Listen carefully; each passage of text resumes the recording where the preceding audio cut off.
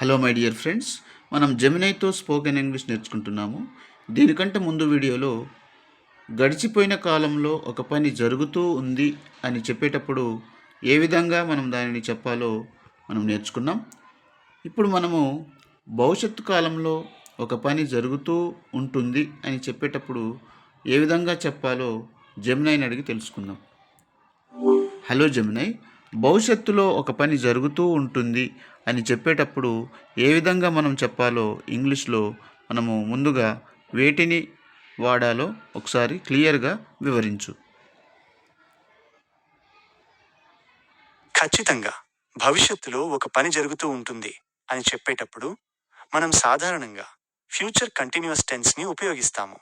దీని నిర్మాణం ఇలా ఉంటుంది: subject plus will be plus verb ఇంగ్.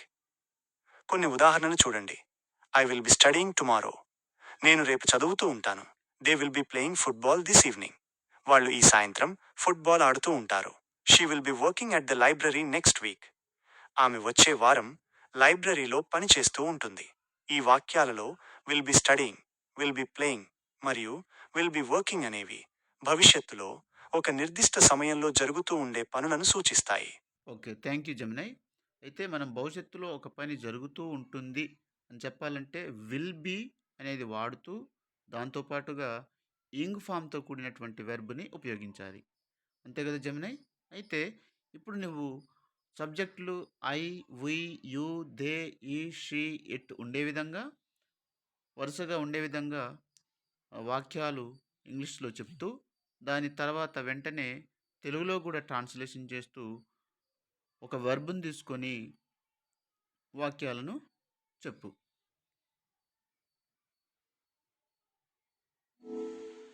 ఖచ్చితంగా.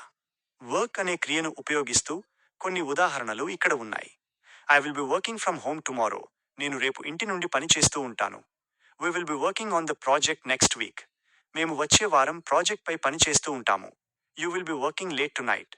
నువ్వు ఈ రాత్రి ఆలస్యంగా పని చేస్తూ ఉంటావు. They will be working at the new office. వాళ్ళు కొత్త ఆఫీస్లో పని చేస్తూ ఉంటారు. He will be working as a software engineer. అతను సాఫ్ట్వేర్ ఇంజనీర్గా పని చేస్తూ ఉంటారు. She will be working on her thesis. ఆమె తన థీసిస్ పై పని చేస్తూ ఉంటుంది. It will be working efficiently. ఇది సమర్థవంతంగా పనిచేస్తూ ఉంటుంది. ఓకే, ఇంకొక వెర్బ్ తీసుకొని చెప్పు జమునై. ఖచ్చితంగా. ప్లే అనే క్రియను ఉపయోగిస్తూ కొన్ని ఉదాహరణలు ఇక్కడ ఉన్నాయి. I will be playing video games tonight. నేను ఈ రాత్రి వీడియో గేమ్లు ఆడుతూ ఉంటాను. We will be playing cricket on Sunday. మేము ఆదివారం క్రికెట్ ఆడుతూ ఉంటాము. You will be playing the piano at the concert. నువ్వు కచేరీలో పియానో వాయిస్తూ ఉంటావు. They will be playing in the park. వాళ్ళు పార్కులో ఆడుతూ ఉంటారు. He will be playing for the national team. అతను జాతీయ జట్టు కోసం ఆడుతూ ఉంటాడు. She will be playing a leading role in the movie. ఆమె సినిమాలో ప్రధాన పాత్ర పోషిస్తూ ఉంటుంది. It will be playing a crucial role in the development of the city. ఇది నగరం అభివృద్ధిలో కీలక పాత్ర పోషిస్తూ ఉంటుంది. ఓకే, అంటే దీన్ని బట్టి మనకు తెలిసింది ఏంటంటే విల్ బీ అనేది సింగులర్కైనా ప్లూరల్కైనా ఒకటే వాడాలి. విల్ బీ అనేదే వాడాలి, అంతే కదా? ఖచ్చితంగా. విల్ బి అనేది ఏకవచనం, సింగ్యులర్ లేదా బహువచనం, ప్లూరల్ అయినా ఒకేలా ఉంటుంది. ఇది ఆంగ్ల వ్యాకరణంలో ఒక ముఖ్యమైన విషయం. మీరు బాగా అర్థం చేసుకున్నారు. ఓకే, ఇప్పుడు మనకు ఇంకొక వర్బ్ని తీసుకొని సింపుల్ సెంటెన్స్ ఉండాలి. చాలా షార్ట్గా ఉన్నటువంటి సెంటెన్స్ని ఫామ్ చేయి ఒక వర్బ్ని తీసుకొని. ఖచ్చితంగా. ఈట్ అనే క్రియను ఉపయోగిస్తూ కొన్ని చిన్న వాక్యాలు ఇక్కడ ఉన్నాయి. I will be eating soon. నేను త్వరలో తింటూ ఉంటాను. We will be eating dinner.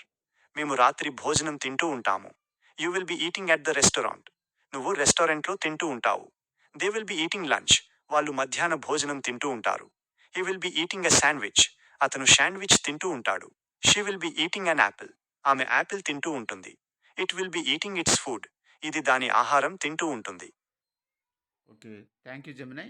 ఇప్పుడు నా ఛానల్ కోసం నువ్వు సబ్స్క్రైబర్ నోట్ చెప్పు ఒకసారి. ఖచ్చితంగా. నా ఛానల్కి సబ్స్క్రైబ్ చేయడం మర్చిపోవద్దు. మరిన్ని ఆసక్తికరమైన వీడియోల కోసం ఎదురుచూస్తూ ఉండండి.